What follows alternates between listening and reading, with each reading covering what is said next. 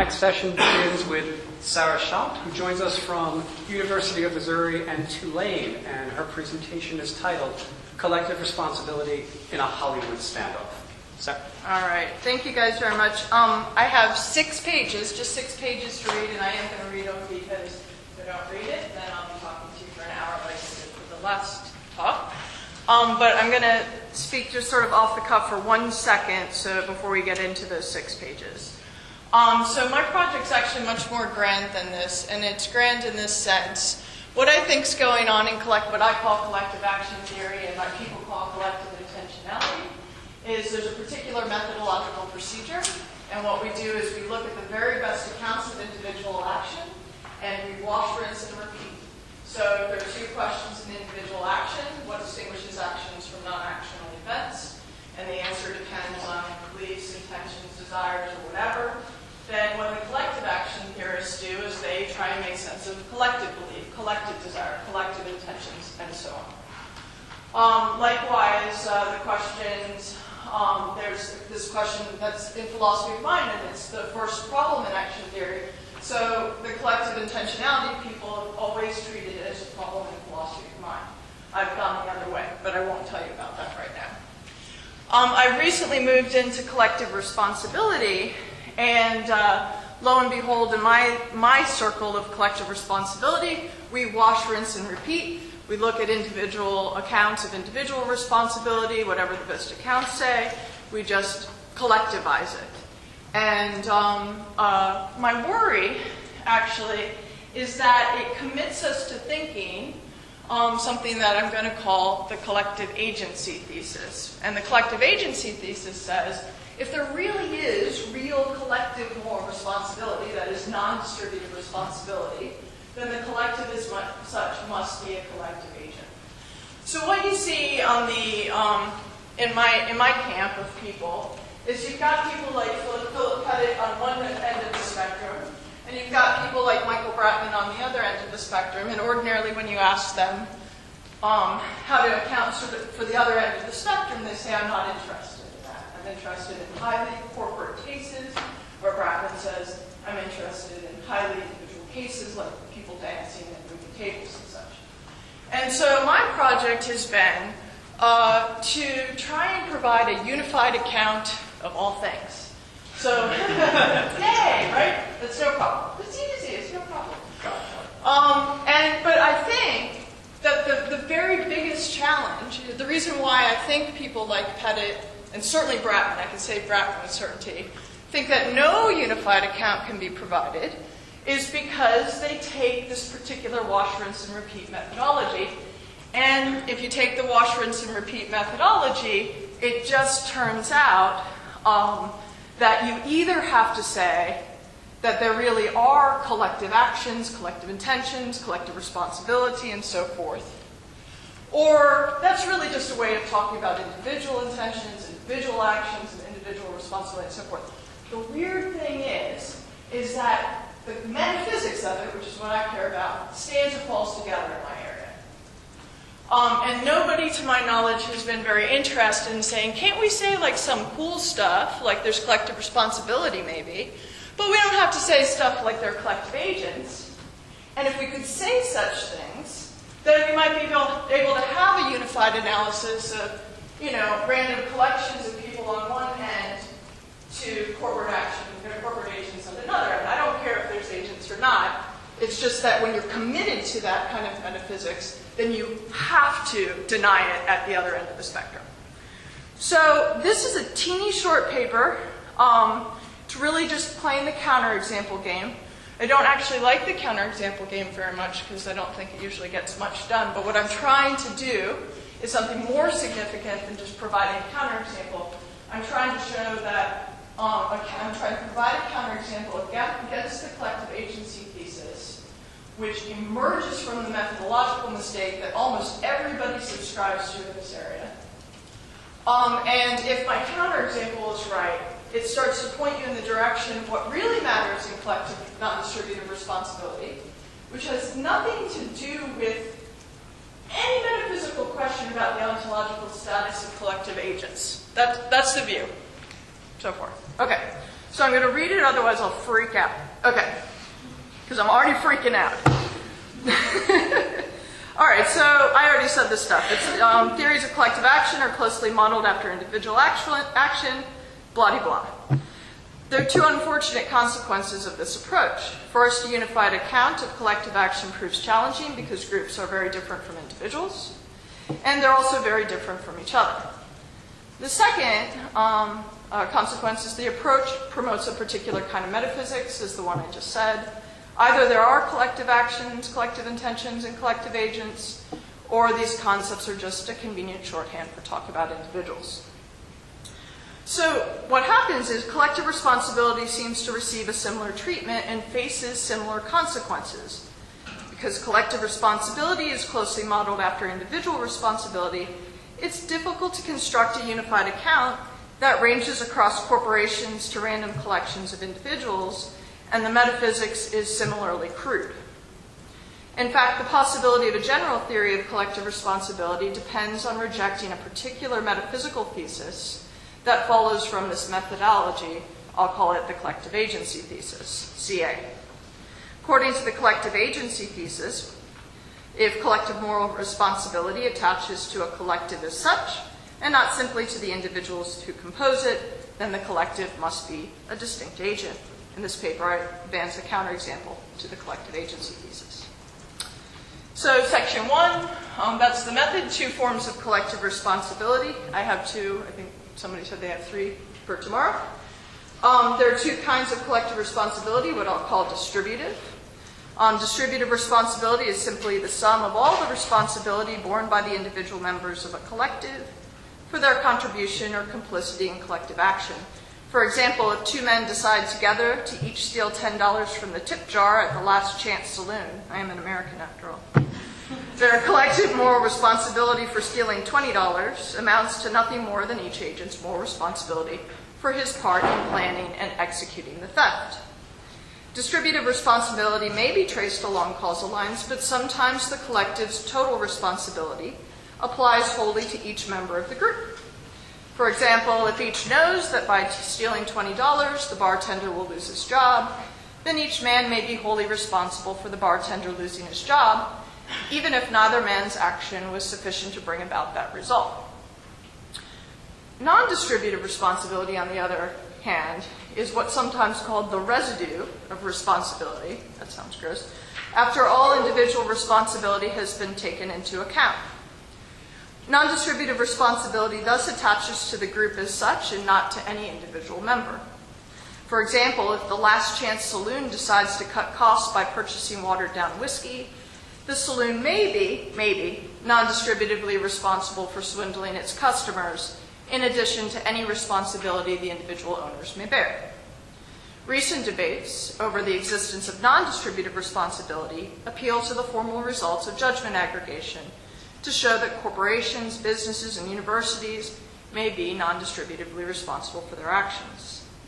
The arguments depend on the fact that sometimes the judgments, you guys know this, of the collectives come apart from the judgments of the individuals that compose them. Thus, the decisions and actions of the collective may not be reducible to the decisions and actions of individuals. For example, if the Last Chance Saloon acts on judgments that none of the owners endorse, then it may be the Last Chance Saloon as such that bears responsibility. The collective agency thesis is therefore a thesis about non-distributive responsibility. The most important source, of course, for the collective agency thesis, if I'm right about the methodology, is the individual agency thesis. IA, if moral responsibility attaches to an individual, then that individual must be an agent. Individual agency, we think, is essential to individual responsibility because non-agential individuals, inanimate objects, non-rational creatures, and so forth, cannot be morally responsible for what they cause. The collective agency thesis then simply tries to extend this agency requirement to the case of collective responsibility. This is why the most compelling examples of non-distributive responsibility are found in highly structured organizations and other incorporated groups. Random collections of individuals do not behave like independent agents. So random collections appear to be no more responsible for what they do than any other non-agential entity. So, all right, so that's the motivation, and I'm going to look at two principles that are supposed to be helpful in building the purported counterexample. Okay, so my argument against the collective agency thesis depends on two principles of moral responsibility. The first is the threat principle. According to the threat principle, agent S is not morally responsible for an action, A, or inaction or its consequences, if S A's or does not A, and thereby brings about the consequences, only because of credible threat of serious harm. For those of you who know Frankfurt's doctrine that coercion excludes responsibility, it's just like that, except it's threat, and at the end of the threat doesn't need to be an agent. Can you read it again? Yes. No. Agent S is not responsible for an action or inaction or the consequences if S performs that action or does not A, and thereby brings about the consequences only because of credible threat of serious harm. The threat principle absolves an agent of moral responsibility when he acts solely because of serious threat, in the same way that coercion absolves an agent of moral responsibility when he acts solely because of coercion. The difference between threat and coercion is marked by whether or not the source of the threat is necessarily an agent. The threat principle may absolve an agent of responsibility, but it does not entail that responsibility is altogether expunged. The second principle concerns the transfer of responsibility when an agent is threatened. Okay, there's no way I'm going to be able to say this slow enough for you to get the transfer. We'll rehearse it in time. If agent S is absolved of moral responsibility for doing A or refraining from doing A or the consequences because S did it or refrained from doing it only because of credible threat of serious harm, then the moral responsibility for doing A or refraining blah, blah, blah, if there is any, transfers to the source of the threat. Okay. So I brought my undergraduate all the way from Tulane just so that she could play a significant role in this talk. So, okay. So to see how these principles operate, consider the following example. I call it the shakedown. Mr. Innocent gives Mr. Guilty $1,000 knowing that he will use the money to fund. I actually used to just take a random person, and this made people really uncomfortable. They said that guns don't always threaten people, and I said, my finger just threatened you. How can you say guns don't? But anyway. Okay. It made you a little nervous, didn't it? Especially with well, okay. You're a loose cannon. I am a loose cannon, we all know that. Mr. Innocent only hands over the money to Mr. Guilty because Mr. Guilty's pointing a gun at his head, credibly threatening to shoot him if he does not.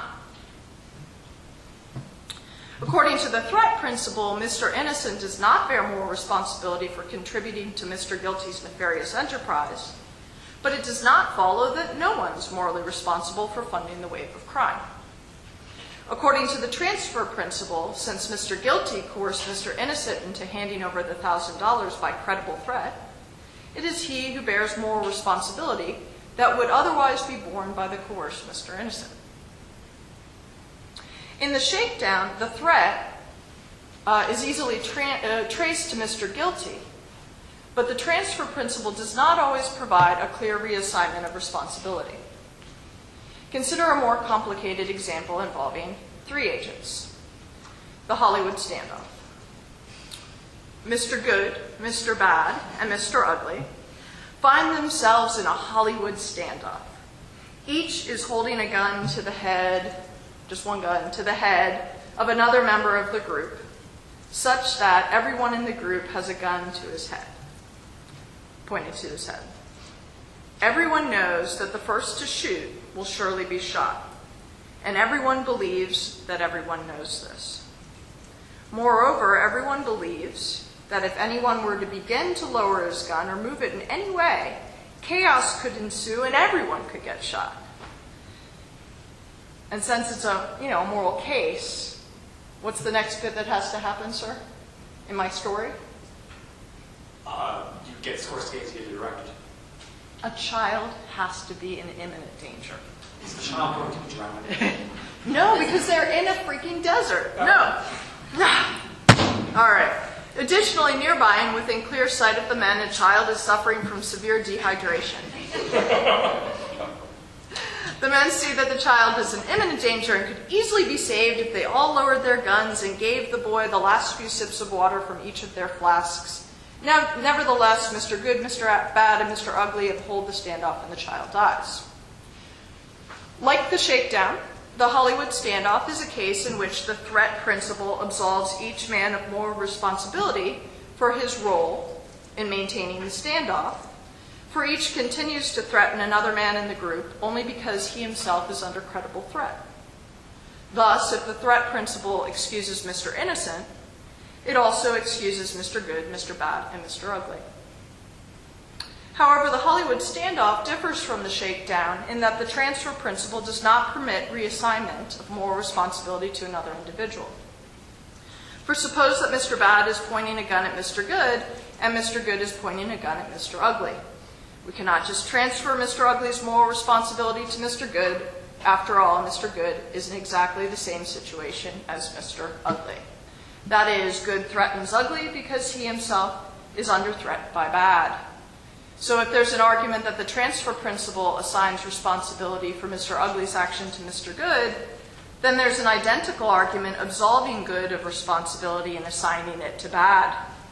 But of course, such an argument could be iterated indefinitely. Thus, although each man acts only on the basis of credible threat of serious harm, we cannot transfer responsibility to any man in the group. So the two principles show that the three men are not distributively responsible for maintaining the standoff, but they do not show that the three men are not non-distributively responsible for the child's death. In fact, according to the case, the men could have put down their guns and given the child the last few sips of water from each of their flasks.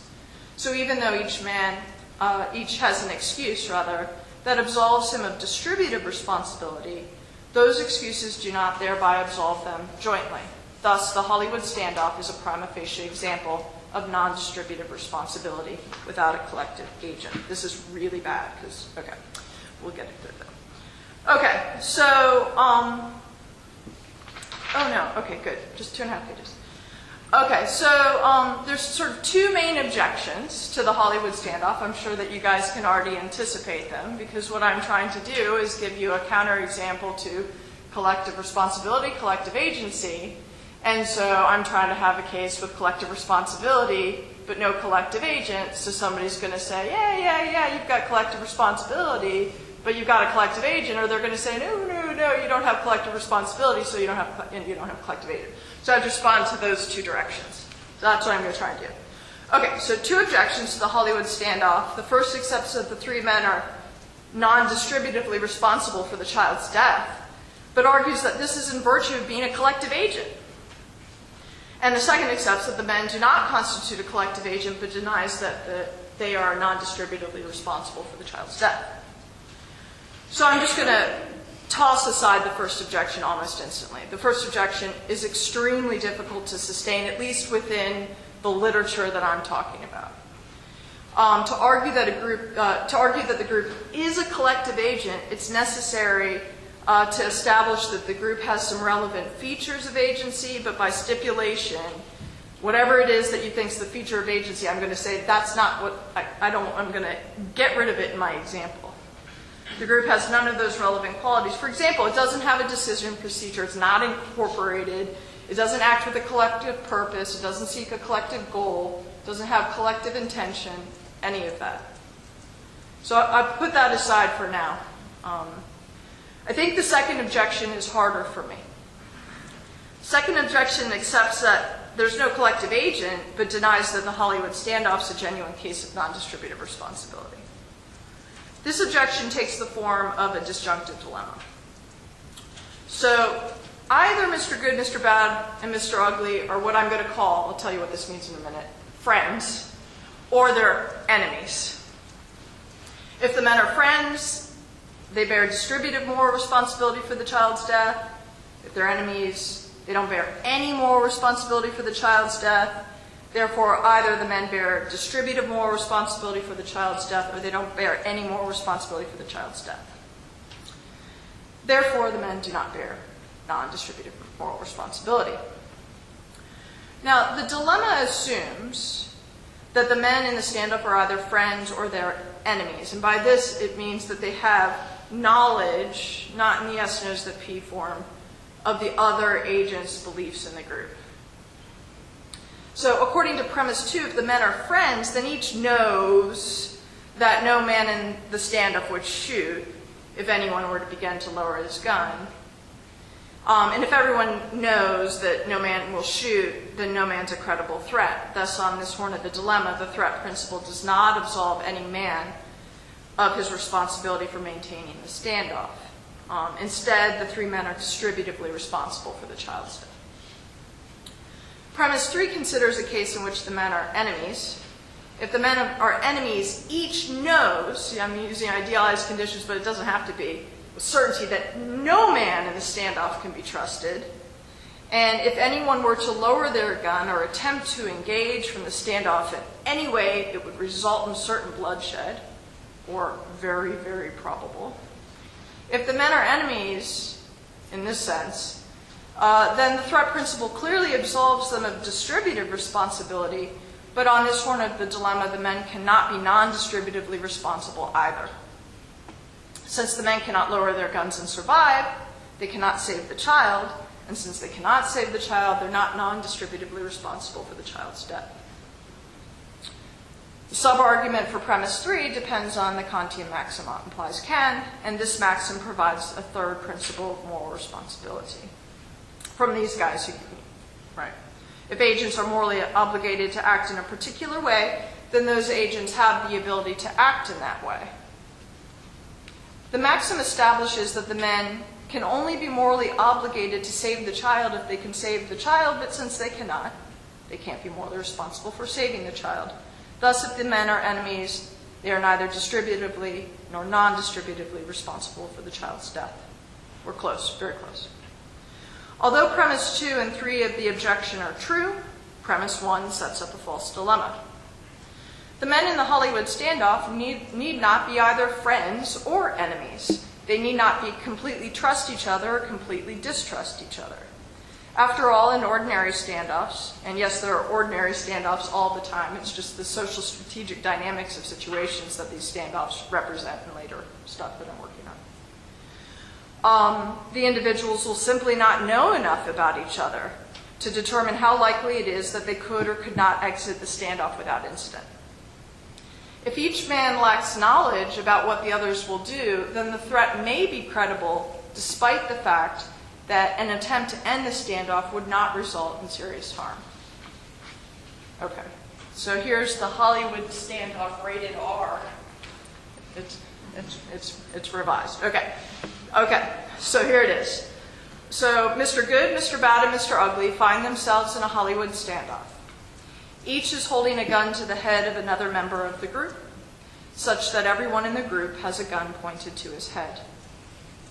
Everyone knows that the first to shoot will surely be shot, and everyone believes that everyone knows this. Moreover, everyone believes that if anyone were to begin to lower his gun, chaos could ensue and everyone could get shot. Additionally, nearby and within clear sight of the men, a child suffering from severe dehydration. The men see that the child is in imminent danger and could easily be saved if they lowered their guns and gave the boy the last few sips of water from each of their flasks. The men are neither friends nor enemies, so although they're each deeply impressed by the credible threat of serious harm, they each believe and believe the others believe that, in the actual circumstances, it's possible to lower their guns and survive. In fact, if any man had begun to lower his gun, the others would have followed suit, and the child would be saved. Nevertheless, the men uphold the standoff, and the child dies. In the Hollywood standoff revised, the men are not friends, and since the men are not friends, the threat principle absolves each man of individual responsibility. But since the men are not enemies, the possibility remains that they could each survive and jointly save the child. So unlike enemies in a standoff, the maxim does not thereby absolve the men of non-distributive responsibility. In the Hollywood Standoff revised, the men each believed that and believed that the others believed that they could jointly save the child. They believed that they could jointly save the child because they each believe that there's a real chance in the actual circumstances that they could lower their guns and survive. Moreover, the men are right. In the actual circumstances, had they lowered their guns, no one would have fired. In this way, they could have saved the child, but they let the child die.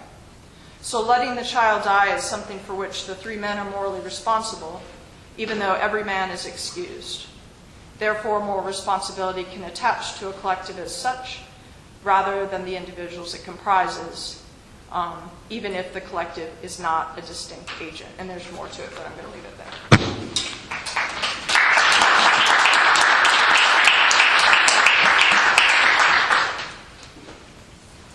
Okay, thanks, because this is really clarification, because I lost you in the end. Okay, cool. So, why does the fact, so I understand the revised version of the standoff is that I know that there's a possibility that if I lower the gun, you will lower the gun.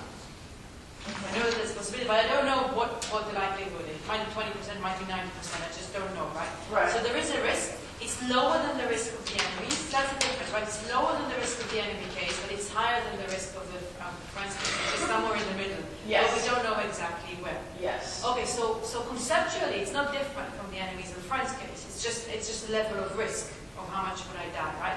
So why is it that suddenly, if the risk is different, it's not because so in the enemy's case, there's like No. In the enemy's case, like the way I start out actually is that these are idealized conditions, and the other agents, like in the enemy's case, So it's certain.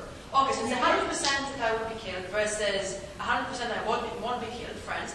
And then a revised version is somewhere in between there. We don't know exactly. Right. Okay, so it still seems to me to be in a continuum there. I don't understand why does the fact that there is now a chance that I will survive then transfers the responsibility to the non-distributive collective rather than leaves it with me. So I was missing a point there. So why is the fact that I know that there's some chance? Isn't it the case that the answer to that would be it just depends on the level of the risk? If the level of the risk, and that depends on the circumstance, if the level of the risk is very high, from what I know of you, then I'm justified in not lowering my gun and then non-distributive responsibility. And then there's no responsibility. If the level of the risk is fairly low, and I should be expected to take that risk, then we move to the distributive responsibility. So I don't understand why then in the case of the R case, we suddenly have the argument for non-distributive responsibility. Can you just explain the move there? I can explain. I'm not sure you're going to buy it. I totally hear what you're saying. I think in this sort of abstract case, that sounds. I see where you're going. So this is kind of inappropriate, but I am inappropriate. So this was my way of dealing with like past colleagues who've been bad at departmental meetings. And I wondered why my shit junior faculty would be so nasty. And I was trying to figure out why would a bunch of junior faculty vote intentionally the wrong way, and why I should not hold them accountable for their votes. And in the process of it, I could imagine, like, what the situation is when you're a junior faculty member in a departmental meeting, at least in some departments, right? Is that you're in a particular sort of social strategic dynamic where the penalty for miscoordination is great, right? Now, is it not certain? Of course, there's a sense in which they could have, as it were, done the right thing. But it seemed to me that, one of the bits that was going on was, it seemed to me that it was a case like Pettit's, actually, with the Mr. Borderline example. Do you remember that yet? Where we get that kind of detachment from the collective to the individuals, but his case, I've always thought, actually pushes it up one level to the university. So I'm trying to have a case in which the group as such is collectively non-distributively responsible. Now, one feature of my case that, I'm not like totally on target here, but one feature of my case that's quite unusual is that I'm trying to give a case in which there's no responsibility for the individuals, and if there's any responsibility at all, it's for the collective case as such. But that's not how normal cases are going to work either. So I think most cases are going to be mixed cases, but in the idealized case, you're going to be able to separate it out. But you still haven't given me the faculty meeting does not answer the question because it's a case of because it's an obvious case of corporate agency, falls, voting. Fine, we know how to do that. But we have a case. No. But why is it like in the faculty? In the faculty case, the group is responsible by not individual members. But here, that's a different case. No, I understand. No. I understand that, but in the fact, I understand that there's a corporate agent or whatever a group said in the case, which is why I don't use the case as a version of the Mr. Borderline case. But what I'm suggesting is that you can have cases like faculty meetings where every individual's responsibility for their contribution to the collective action or inaction can be mitigated or resolved. I mean, I don't know where you guys have worked, but that's how a lot of departments I've worked for are like in faculty meetings. And yet, of course, we could have, as junior faculty, lowered our guns and done the right thing. Yeah, the case might translate to non-distributive responsibility, but I'll leave it at that. But it's for the same. If you think that Pettit's Mr. Borderline case is a case of non-distributive, if you don't think Pettit's case is a case of non-distributive responsibility, then absolutely not. But if you think it's Pettit's case, it's not because it's some agent as such, right? It's not in virtue of the agent. It's in virtue of something about the epistemic states of the individuals in the group. That's my point. I'm not doing a good job, so we'll try something else. We have about 4 or 5 minutes to go, so next up, please. Thanks, Sarah. I really enjoyed that. But actually, I think I'm completely buying your argument, so I have a sort of tangential question that may or may not be helpful. Oh, forgive me. Could you just remind us who you are? I'm not ready. Right. Sorry, I lost my train of thought. I'm sorry. Tangential question. Yes, I know. Well, tangential to what, though? Yes. So it's just about the non-distributive responsibility. Yes. I mean, I don't have an argument for it or anything. I would want to say, I think, that there can be collective responsibility that attaches to a collective. Yes. As a collective, and it's still distributed. In the sense that once you've attached it, as it were, you can then separate shares when you kind of ascribe liability. Yeah. And so the reason why I bring it up, although it's separate from your ideas, I bring it up because it seems to me this may be why some people subscribe to the collective responsibility thesis, in that once they kind of agree that the collective or the group or whatever you want to call it is responsible, they want to sort of do something with that, right? Yeah. They want to punish or, Yeah. you know? Yeah. And so if you say, well, this is non-distributive, Yes.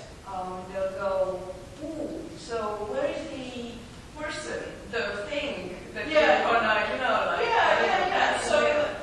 So anyway, so the point is, it does seem to me that there is maybe such a thing as collective sort of responsibility, not made out of individual contributions. I don't know what Amy might give to that. That is nevertheless distributive, and it doesn't mean you need to look for the enigmatic agent that you're never going to find to punish or whatever. Yeah. So It's just a comment. Okay.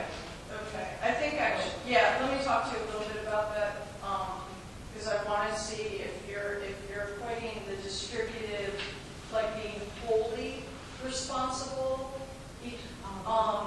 if that's the same thing or if this is a different thing altogether. Like there's like 3 kinds of distributive or just 2 kinds of suggestive. Let me talk to you a little bit about it. Peter. Hi, Peter. Hi. I'm not sure at all what you put for the second objection captures the second objection, or at least the roots of the second objection. The Okay. second objection is, there's no collectivization, therefore there's no non-distributive responsibility. Okay. And based on what you said if there is any responsibility here, it must be a non-distributive collective responsibility. What makes me think I have to concede the if. I mean, it seems the more basic objection is, why should I think there's any responsibility to go around here at all? When the, it's like, normally if I'm looking for responsibility, and maybe I'm stuck in the wash, rinse, repeat cycle, Yes. but if I think, is there responsibility here, my first instinct to say, well, who's responsible? Let's look at all the ages here and say, are you responsible, you responsible, you responsible?